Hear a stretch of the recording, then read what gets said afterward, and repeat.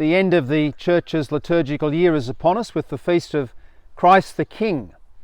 The feast was instituted by Pope Pius XI in 1925, so in a few years we'll have the anniversary, the 100th anniversary of the feast. It was instituted, I think, to combat all the isms: Marxism, communism, Nazism, capitalism, you name it, all these utopian visions of society which don't exist.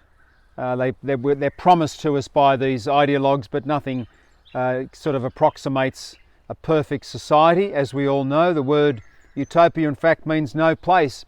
The feast of Christ the King is there to remind us that there are no utopias. The only great utopia will be the final resurrection and life with Christ himself. The gospel we have is from Matthew. Naturally enough, it's year A. And we have the final parable that Matthew presents to us. It's the final judgment. It's as dramatic as it is comforting in so many ways. I was hungry, says Jesus, and you fed me. I was thirsty, and you gave me a drink. I was imprisoned, you came to visit me, etc., etc. Or, I was hungry, and you did not feed me. I was thirsty, and you did not give me a drink. I was in prison, and you did not come to see me.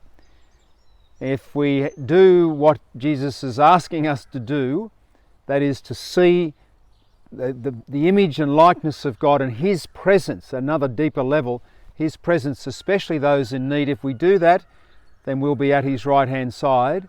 If we don't, we will not be at his right-hand side. We will receive a severe judgment. It's quite dramatic.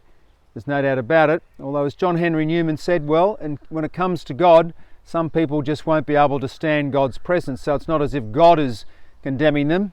No, they just don't want to be in God's presence. So they make the call, they make the option. So right here at the end of the year, we're really being asked to do a spiritual audit. We're not going to be judged on the quality of our prayer life or how many great sacrifices we made, as important as these things are. We're going to be judged on whether we recognised Christ in people, in every human being, but most especially in the needy. So it's a spiritual audit for me, and it's a spiritual audit for you, for the whole lot of us. Let's take the opportunity and not miss the opportunity that's present here.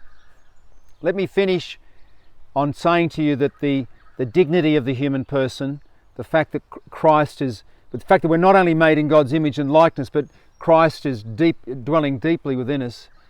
This is the first foundation stone of a free and fair society. The second is the common good, the pursuit of the common good, which is all those conditions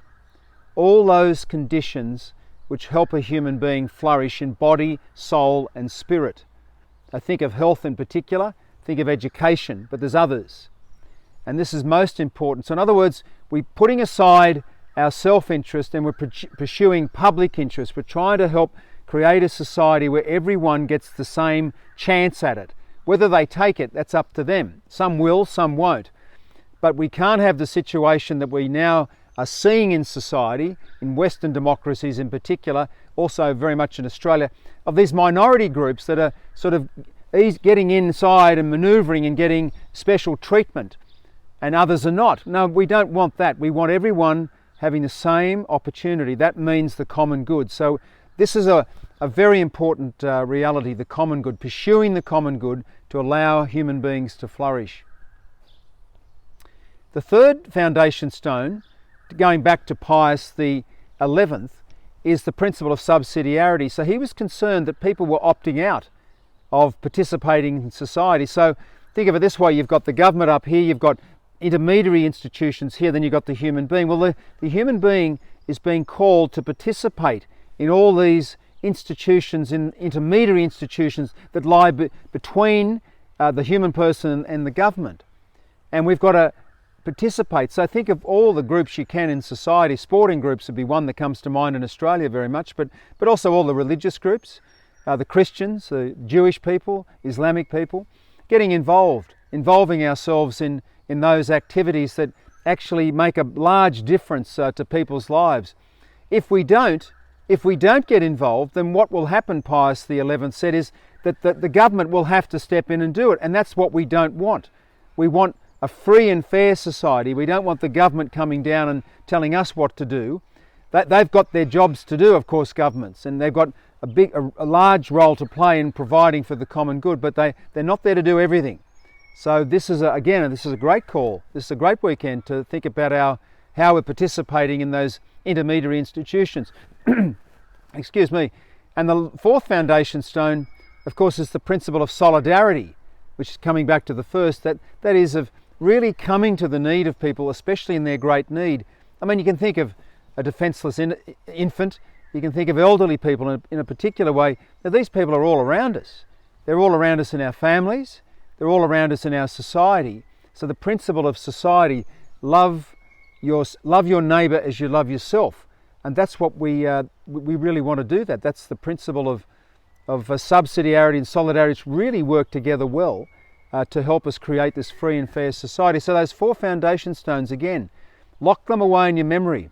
Don't forget them when you're talking to people. Don't forget them when you're going to meetings, when you're participating in your schools, participating in your sporting clubs, etc.